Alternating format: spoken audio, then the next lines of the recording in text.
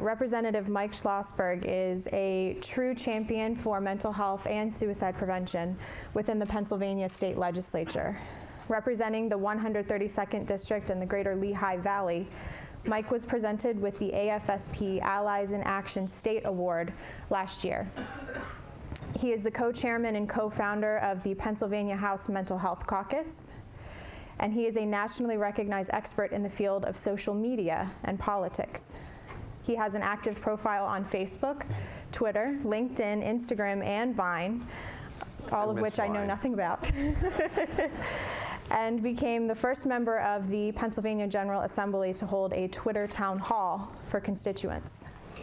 He lives with mental illness and is a passionate advocate for people living with mental health conditions and for removing barriers to treatment.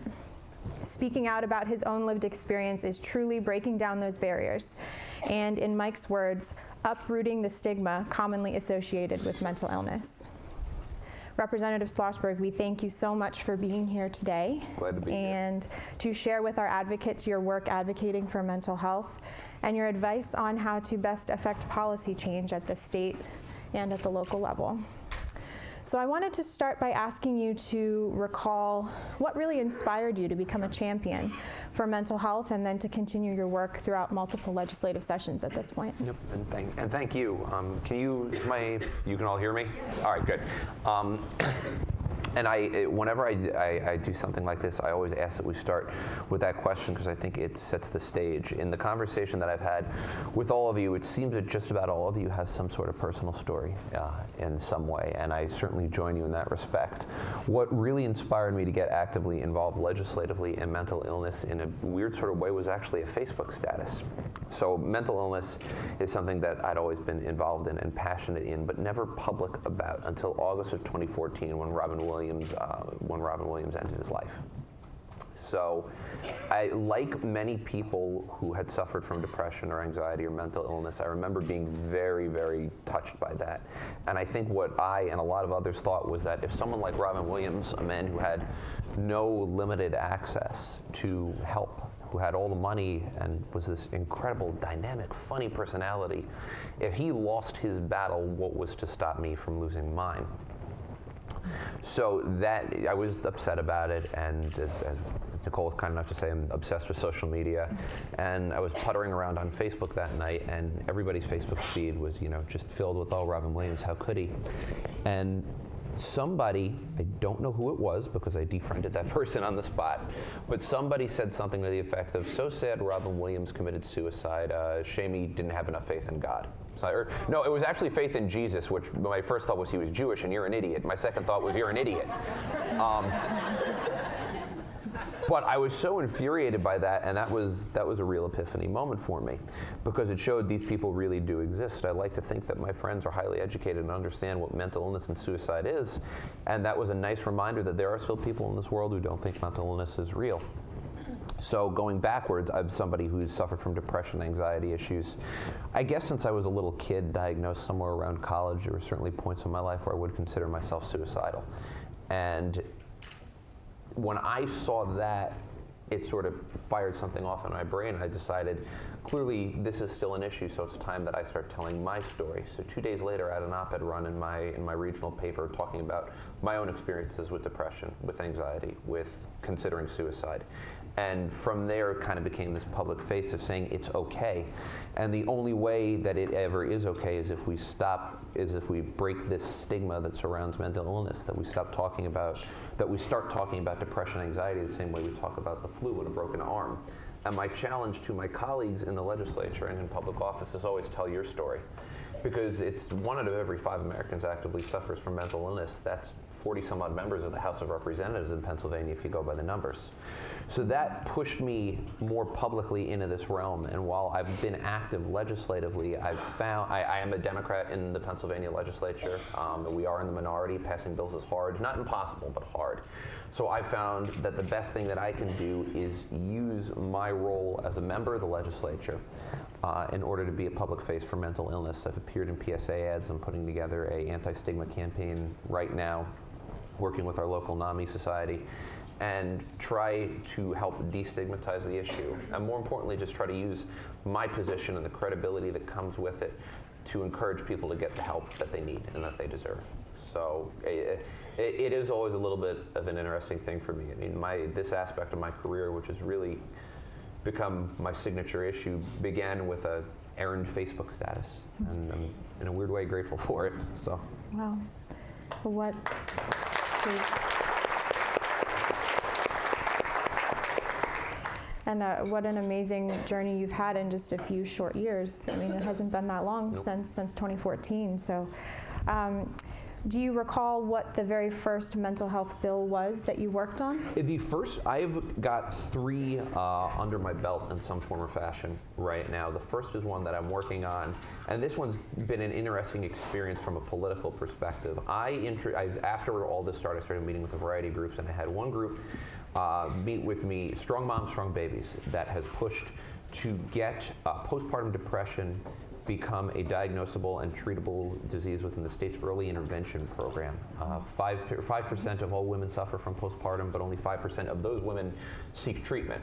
And obviously those numbers crash when you consider the early intervention program, which is the program that's used for highly impoverished mothers and their newborns.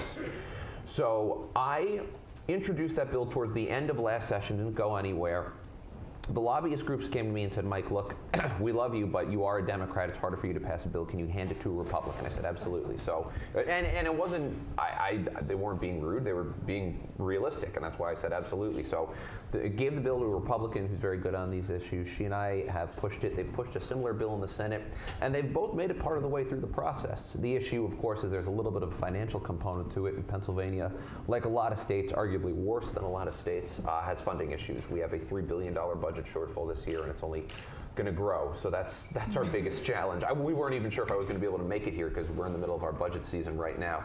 The Pennsylvania legislature is a little different. We're one of only a few states. This is actually a full-time job. So this is it for me. But I make the argument that that's great because it lets me focus full-time on this.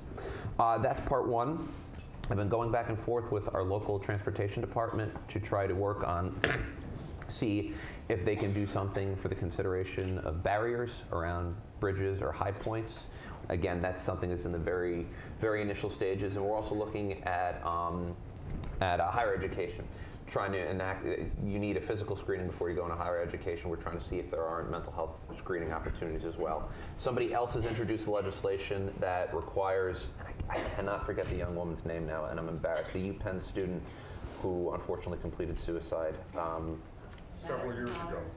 Well, yeah, that was it, yes. Somebody else introduced, that's it, yeah. And somebody else introduced that bill that would require mental health resource information be given to students, and hopefully that'll go somewhere as well. So those are, the funding is the biggest issue, and given our political climate, we're not going to get more funding. So from there, it becomes a question of what else can you do. I found that it comes down to, it's an issue of subsets. And there's I've worked with another gentleman on first responder issues, particularly for volunteer firefighters and EMTs. They see similar levels of trauma as full-time paramedics, but they don't have the resources, and they have cultural issues that keep them from talking about their experiences, and we're trying to do something about that.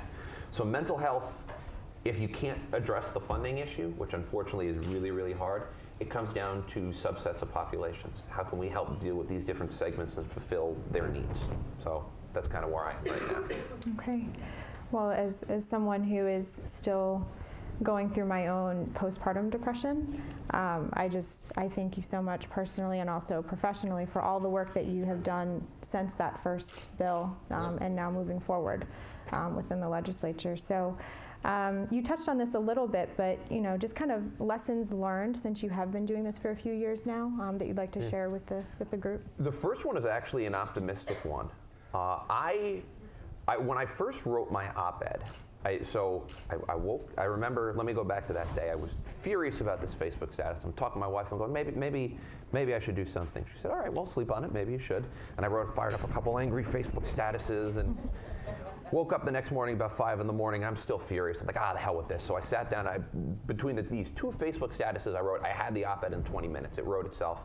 I wrote it, I sent it to my staff, they proofed it, I fired it off. And I'm still, filled with righteous anger, and the paper called me, they were like, wow, we really love this, we're gonna run this tomorrow, thanks so much. I was like, oh, okay. oh God. Oh God, what have I done?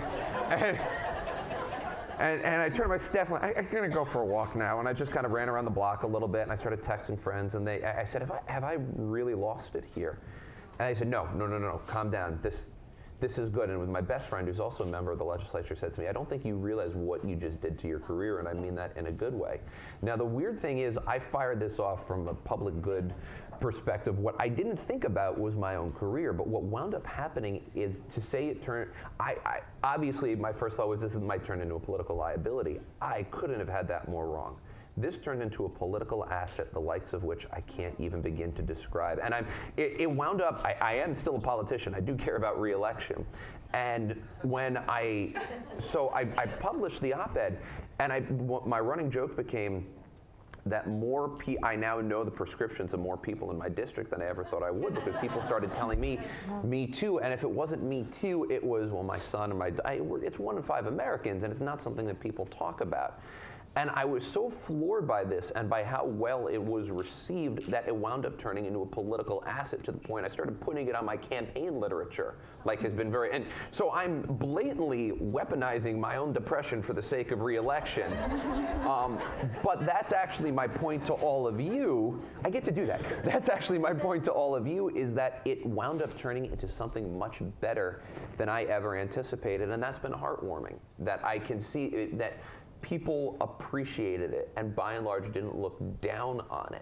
So that's the first thing I found. And the second thing, and I suspect it's a lesson that I don't have to tell any of you, is when you meet with a legislator, as you know, most legislators, Democrat or Republican, are really good people who want to do the right thing and are also insanely busy people. You're one of 30 groups going through, and you can come in with all the statistics in the world. But the most powerful thing is tell your story and connect your story to whatever piece of legislation you're advocating for.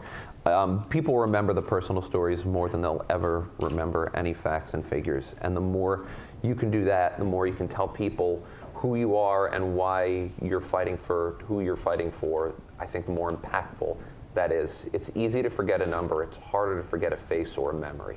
And that's definitely a lesson I've learned. Oh, fantastic. And I think that we've been trying to put that into practice while everyone's here in DC. Braving the heat yesterday, sharing their personal stories. All of us have been touched in some way. So I know that your words are really just really resonating with everybody here in this room. So some other, you started going in this direction.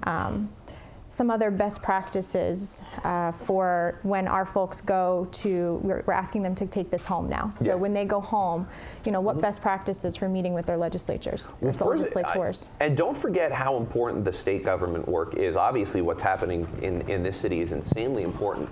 But from a state level, states control education and human services funding, and then how that money is pushed out. Definitely, I know just most states have, obviously, state directors and state chapters. Find out what the needs are, the legislative priorities are from there, and see if you can't meet with your state legislator and discuss those and find out specifically where they're at. It's harder in some states than others. For me, Jim knows I'm somewhat easy to get a hold of, but since most states are part-time, it can be difficult to try to track your legislator down. Try to be as accommodating in their schedule as humanly possible. Go to them. Try to find out what their needs are. The best thing you can do walking into a meeting is do your research. There's nothing more frustrating than meeting with the state legislator. For me, as a state legislator, and somebody asking my position on something and me thinking, I'm a co-sponsor of this bill, why are you even here? Not why are you even here, but you should have known that by now. Do your research, be respectful of their time, and if you're going to encourage people to lobby their state legislator, make sure it's actually a constituent. If I get an email from someone who isn't my constituent, by and large, I probably don't care. If they are my constituent, then that means something to me.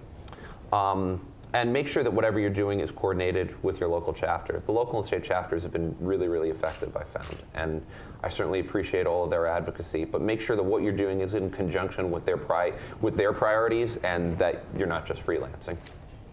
Okay. So when you're talking about doing your research and making sure that we're kind of up to date on what you've been doing, in terms of kind of outside of the Capitol building, other opportunities to interact with legislators in the community. You had your Twitter town hall, but other events like that we can encourage our folks to kind of go out and do. Go to town halls. Again, the vast majority of us really like doing town. Well, all right, maybe not. At least at the state level. I really appreciate the interaction with my constituents. I know the vast majority of us at the state level certainly do as well and appreciate the back and forth. Going to these events is a good thing. I'm not saying, show up unannounced with a piece of poster board or anything, but if there's a public event, go there and let your voice be heard.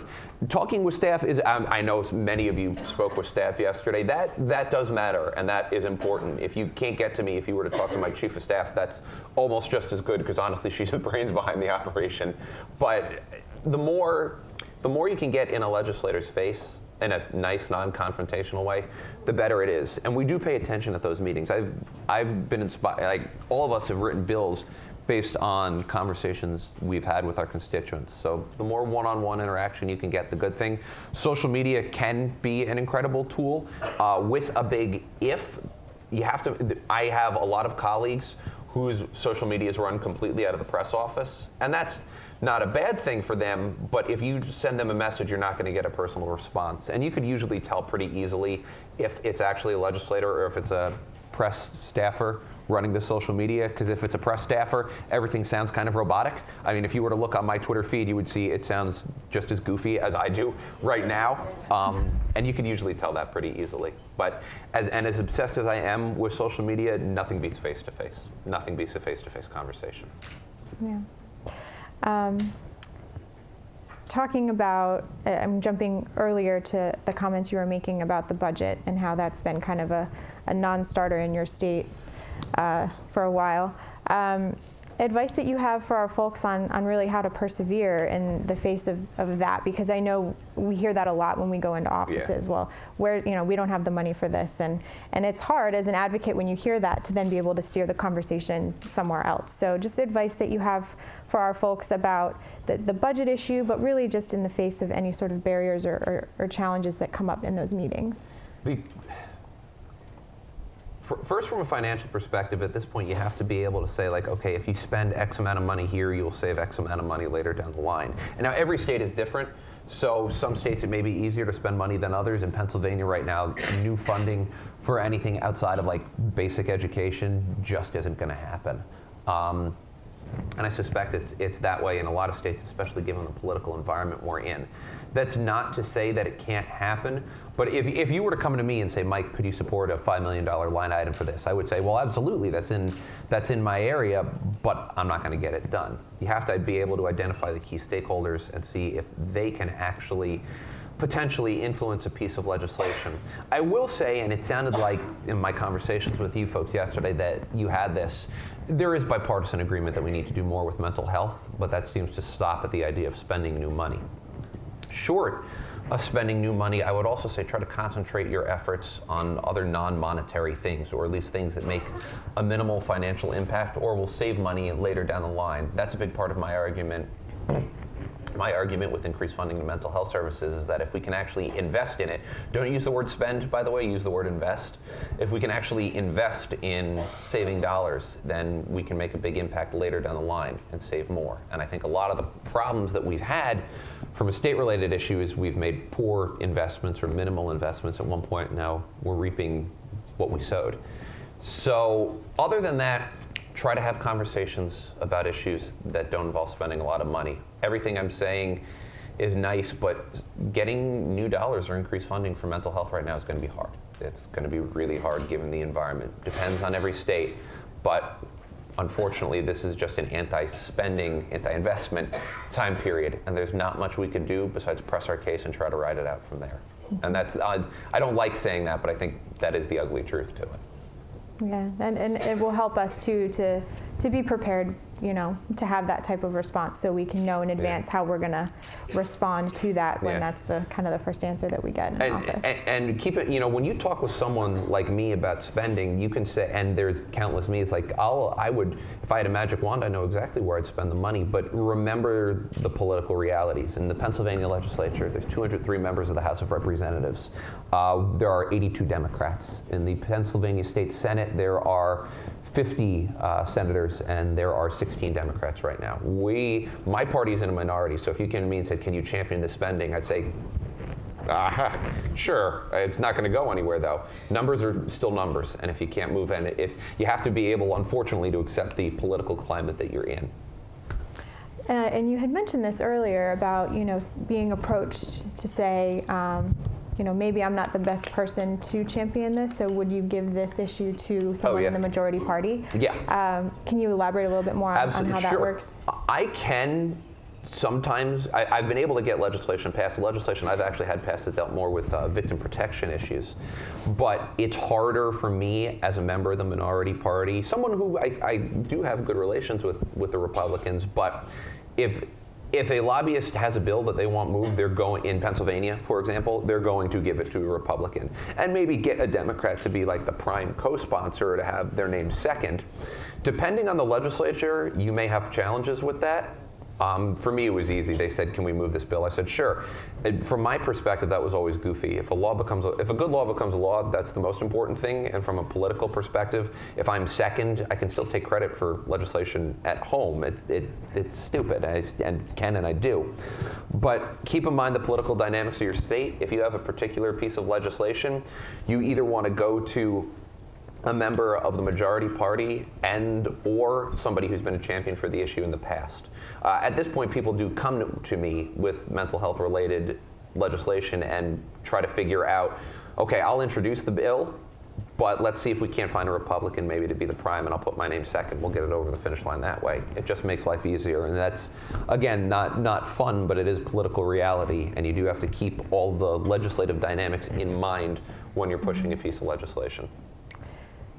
Just overall kind of response that you've gotten from your colleagues, regardless, of what side of the aisle they're on, to your story, to your work in this issue, and then if you could touch a little bit on the caucus, because I know that's a big part of what you do.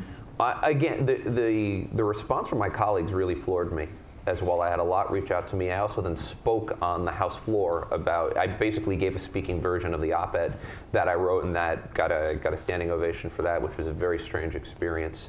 And had a lot of legislators say me too, or start talking about their own family or friends, because it is something that touches just about everybody in some way. The issue, when people ask about mental health related issues at the state level and how people view depression and addiction in particular, certainly with the ongoing opioid crisis, that's been really rewarding, because people now realize more than ever this isn't an issue of weakness or strength or anything goofy like that. It's an issue of genetics and environment, and we need to be able to treat this because that's what people deserve. So that really, there's been an increasing awareness of the causes and potential solutions at the state level to mental illness. Now, some of what I spoke about led me to co-found, now I'm one of the co-chairs of the Mental Health Caucus. A lot of people joined it.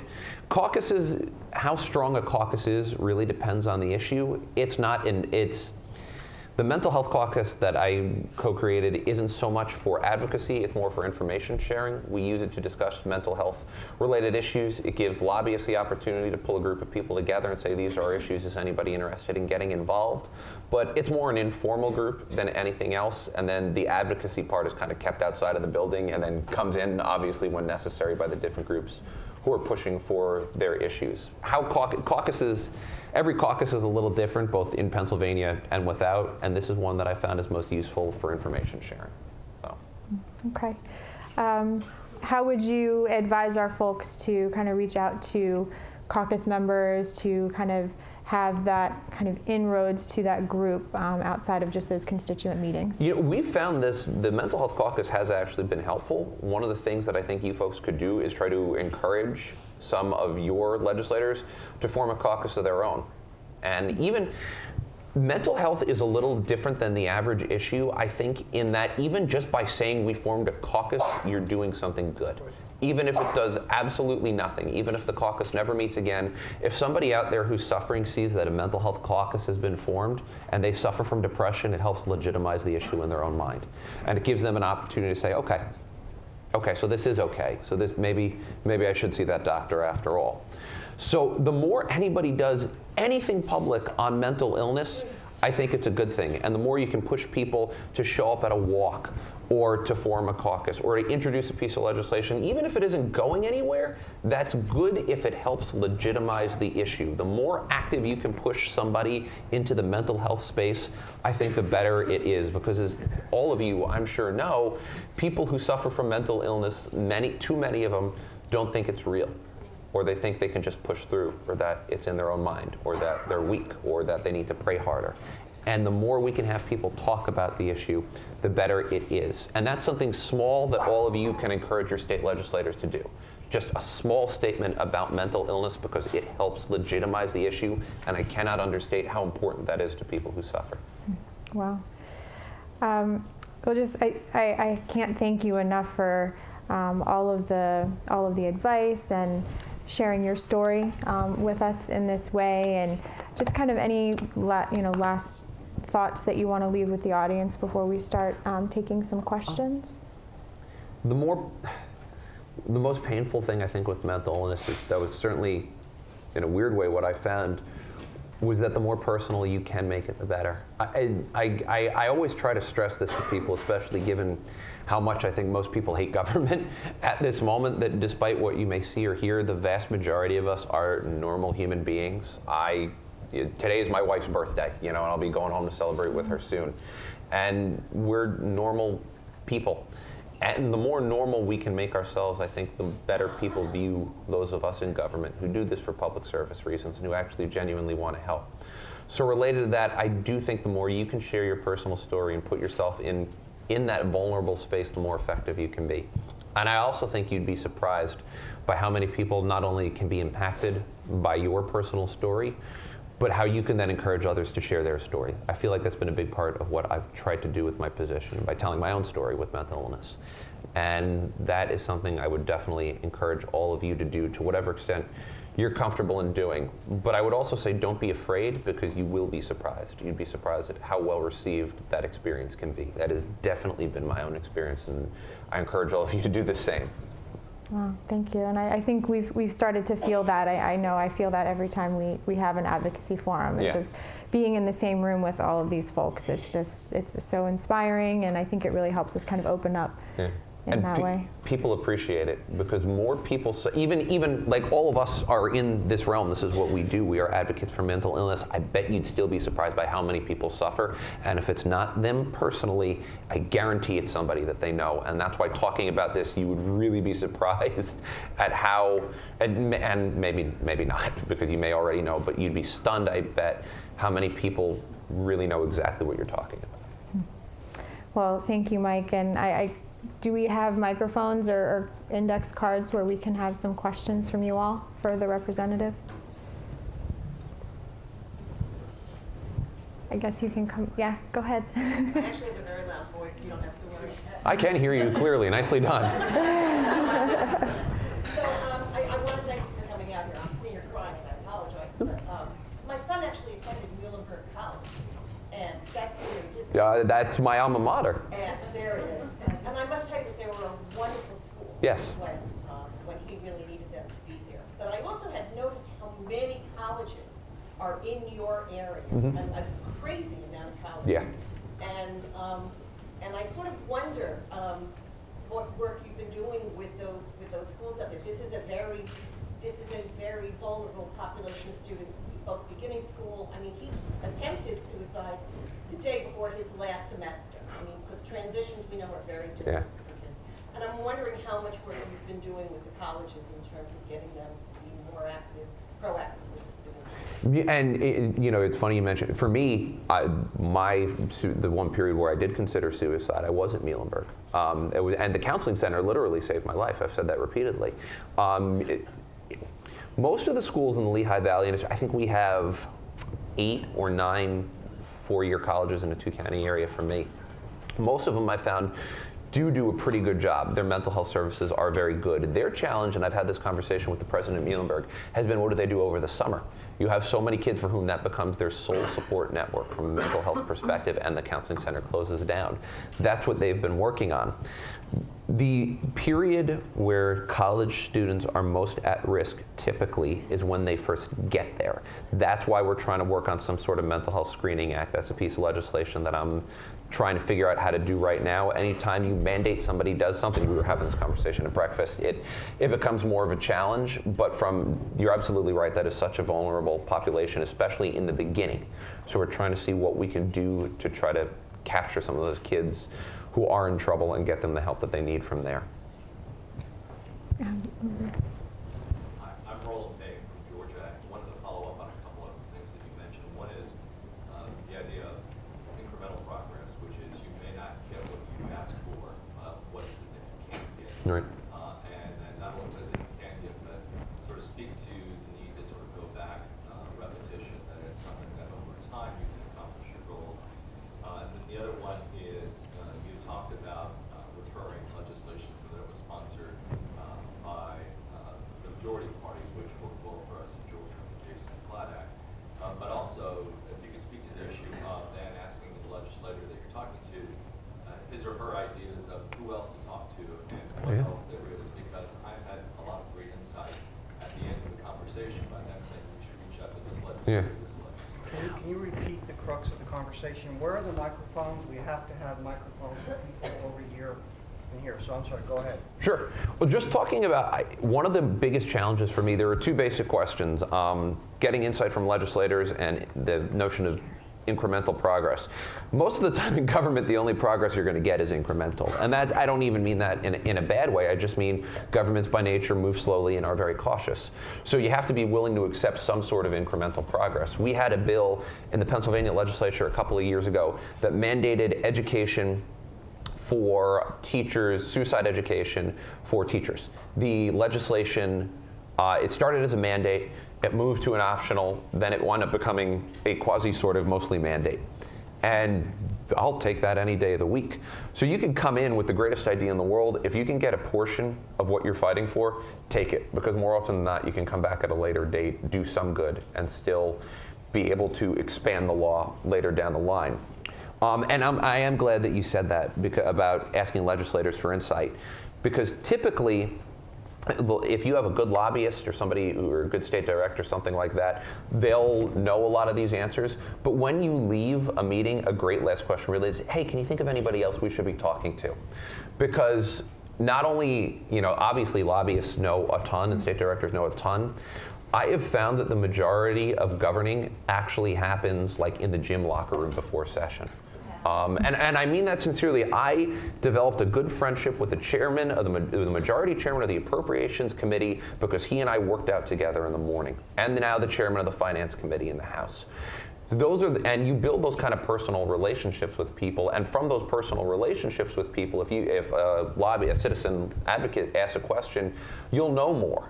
So don't fail to say to somebody, hey, is there anybody else you could think of that we could talk to that might have an interest in this issue? And then follow up with them later down the line. Unfortunately, I have the memory of a goldfish, and I'm never offended if somebody repeats a question to me later. So make sure to follow up with people. And related to that, that's a great piece of advice for how to end the meeting in terms of timing. And this reminds me, because I heard from some of you this week, when should we, within the legislative session, so some states have a few months at the beginning of the year. You mentioned Pennsylvania's year-round, but when during the session should we be approaching legislators like yourself with a new idea, asking for a new piece of legislation?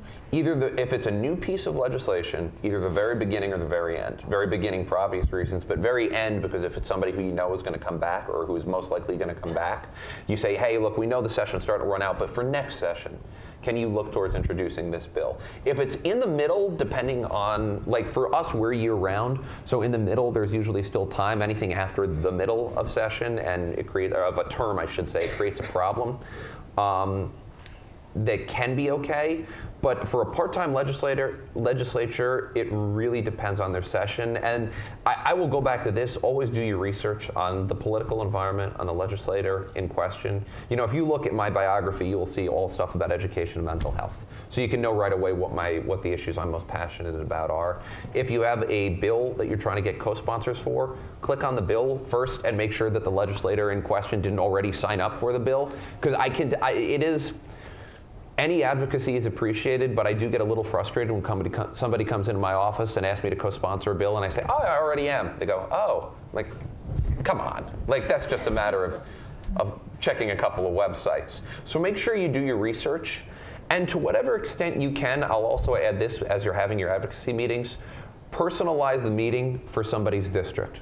If you come into my office with statewide figures, that's great. I understand and I appreciate that.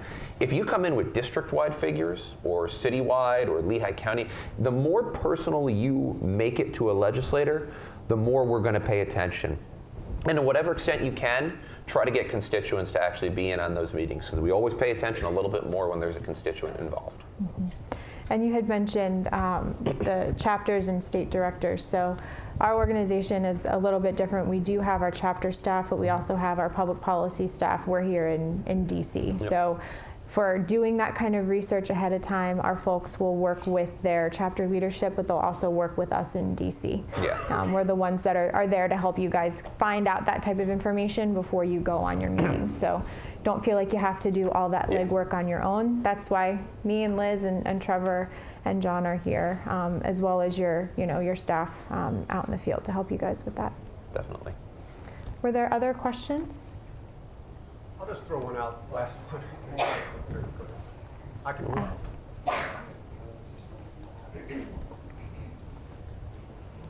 Pretty loud.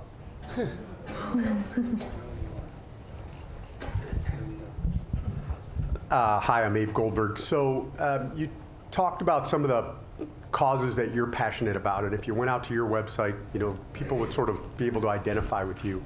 And I suspect there's an 80-20 rule of sorts where if you became a legislator at a completely different state, you'd walk into an agenda of 80% of what you're faced with in your state now, or some rule of thumb like that, right? Yeah. So I guess my question is, if someone comes to their legislator, that they go to their website and you're not in that, mental health's not one of your top 20% items, right?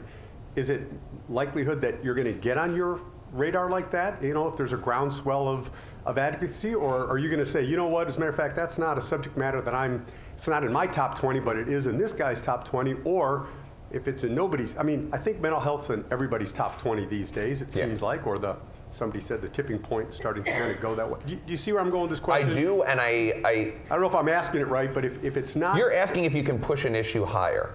Yeah, and it's not one of your agenda items, and if it's, how does that happen? So maybe almost by accident sometimes. So yes, I think it is. I definitely think it's possible, especially if it's relevant to the district or the state. God forbid you have a completed suicide in somebody's district. It makes things a little bit more relevant. I mentioned my wife before. She's an 8th grade teacher. She lost an 8th grader a couple of years ago, and that definitely helped push this issue towards the forefront of my mind. Those personal stories and things that are happening in the district do matter. And generally speaking, we are pretty responsive to issues like that. So I do think it's possible, and it's not going to be for everybody. If somebody says, look, I appreciate what you're saying, thanks for coming, have a great day, that's where that question is, who else should we talk to, becomes relevant. But you can, and again, that's why I always say the more personal or more district related you can make it, the easier it is to make a sale on an issue. So I do think that can make a difference, yes, for sure. Okay. Looks like over in the corner, we have one here and one here, so let's go to the corner first. Thank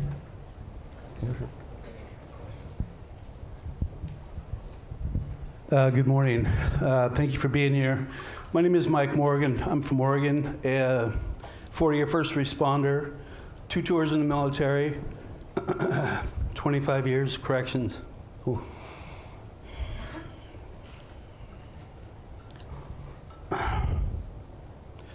I came here to Washington because I lost 19 staff to suicide.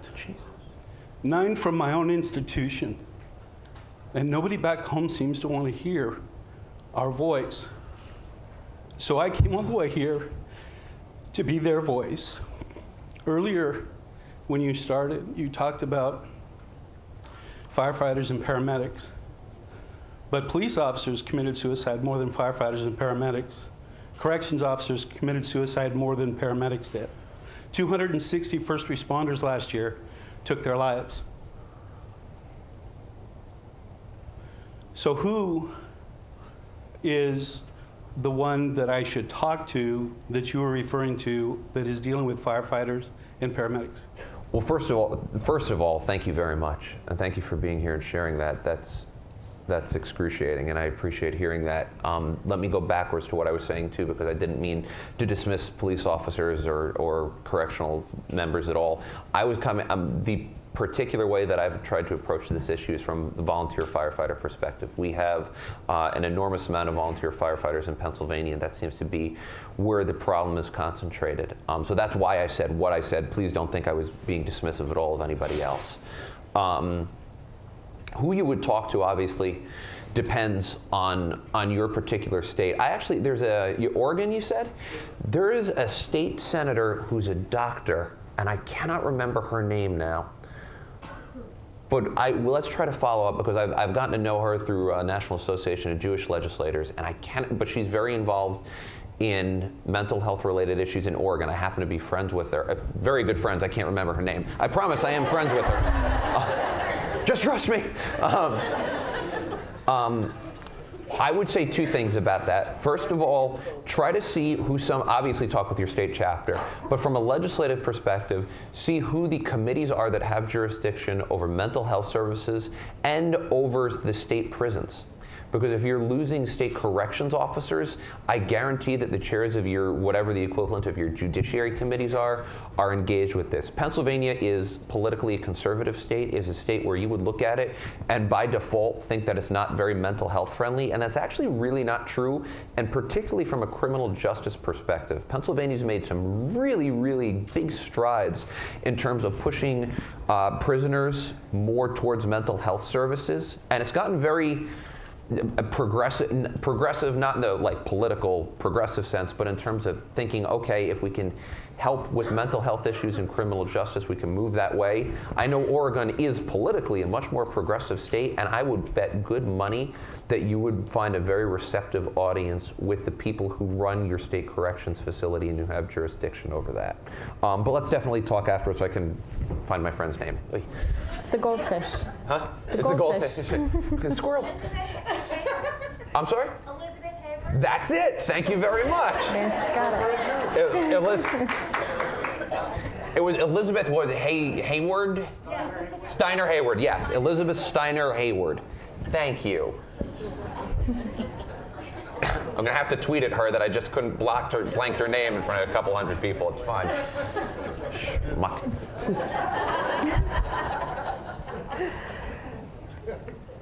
Any other questions for the representative? I've got a question for you. My name's Mike Duffy. I'm from Illinois. And we don't have a budget deficit in Illinois. You don't have a budget? Because we don't have a budget. Yeah. And haven't had one for 2 years. And the financial issues are just overwhelming. Yeah. In fact, I had a brother that was a state senator for 8 years on the Republican side, which was the minority party, and he just gave it up. I mean, it's just almost impossible. And these issues are so important right now because of the Medicaid expansion issues that are before folks, how to increase insurance coverage for mental health. So do you have can you expand at all on what to do in a situation like that? In Illinois, my guess in Illinois, and understand it's limited, Illinois, for those of you who haven't been watching, and keep it that way because my God, it's depressing, Illinois has a pretty Democratic legislature and a Republican governor, and they haven't had a budget since he was elected. It's not Quinn. Right. And it doesn't sound to me like they're going to, especially now that you start to have a gubernatorial election heating up. The best thing in Illinois is try to find non-state government partners. I would honestly say forget the state, because you could talk about mental illness till you're blue in the face, and every member of the government could be receptive to you, and it doesn't matter. They don't have a budget. You're not going to get anywhere. The trick there is to find non-governmental or county or local partners, because at the state government there, I read an article in Politico actually about this a couple of days ago, talking about how they've basically become a failed state. They can't, if you can't get your budget together, and I know something about this, we had that situation in Pennsylvania for about 9 months. If you can't get your budget together, you're failing at the most basic responsibility, and just, you have to ignore the state in Illinois right now and find county and local government partners and nonprofits until they get their act together. Yeah, that's their response. They're Forget it. sympathetic, but nothing they can do. Yeah, and that might literally be the most challenged state in the country, so I don't envy trying to work there. And we're pretty good in Pennsylvania at that, but that's bad.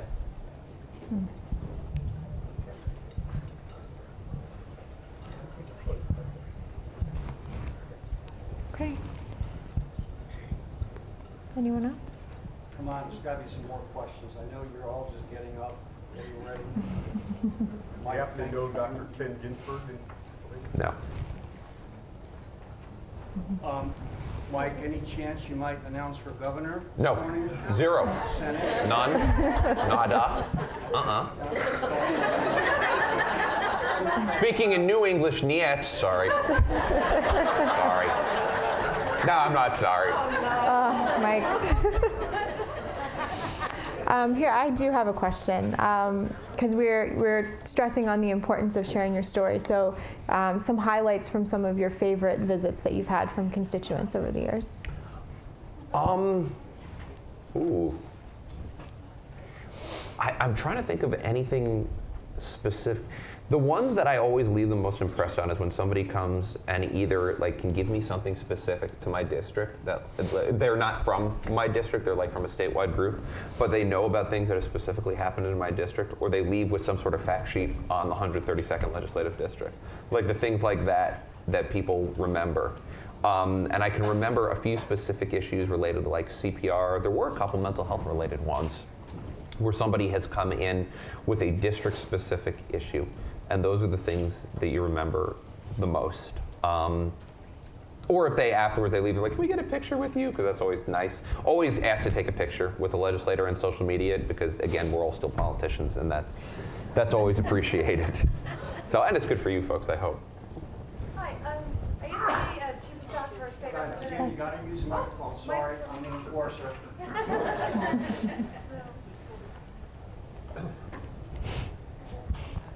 Hi there. As a former chief of staff for Pennsylvania State Representative Which Rick one? Mirabito. Oh, I loved Rick. Yes. Oh, yeah. Yeah, I know. Rick got caught in a wave. I know, he totally did. It was pretty amazing. Yeah. What we also were elected by the wave, so. Yes, true. Live by it, die by it. Exactly. What I was going to say to you is that as a district office, we had lots of resources for the community. So could you elaborate how our office went to the fairs and could be a nice bridge? And as you know, we're different in Pennsylvania, that we have the specific district staff. So Pennsylvania, going back at it, has one of the most professionalized legislatures in the entire country. Second, I think, really only to California. So we have staff and offices at home that help constituent problems. We do outreach about things that governments and nonprofits can help with. Different states may have different levels of resources as well. What you do want to find out is what your state can actually do to potentially help push your issue. Even if it's just a matter of leaving some brochures in an office or putting up a couple of posters. And then also, I will add, different states have different ethical considerations as well. For example, in Pennsylvania, we can only give out information from a nonprofit if there is a state connection. Now, the reason for that is we had some members of the House of Representatives and the Senate actually go to jail because they used their state office that they were elected to advance the interests of nonprofits that they had a direct financial stake in. Different states then have different levels of ethical requirements, but find out if you have a friendly legislator, or even one that just seems to care at least a little bit, find out what sort of options they have in terms of helping to promote your issues. Can you, again, it might be as simple as, can you put up a poster, or here are the warning signs of suicide? But find out what they can do, and then as they're out and about in their community, they may be able to bring that information out and hand it out to other people as well. But again, this depends on your state. States with higher professional legislators can do that. If you're from a state like New Hampshire, where there's like 400 members of the House of Representatives there, and they don't meet all that often. That might be more of a challenge, but it never hurts to ask if a legislator can do more with that, if you find that they're friendly on your issue. And do you think that that might be one of those kind of non-funding asks where if Definitely. you get, hit with, I can't do this, so Yeah. maybe can you put a brochure? Can you appear in a PSA for us? Yeah, There's a would lot be of easier. Funding's the most important thing, but there's a lot of non-funding asks that you should be able to make. And what you need to make depends on your local and state chapter, but anything non-funding related, you'll probably get a pretty receptive audience at this point. Okay. Okay. Well, Mike, I've been in Washington, D.C. now 40 years this August. You can believe it, I went to college here. You are the epitome of a state legislator who's committed, takes his job seriously, and I wish there were more people like you, Thank you. both here in Washington and in Harrisburg. So thank you for your commitment, your courage. Thank you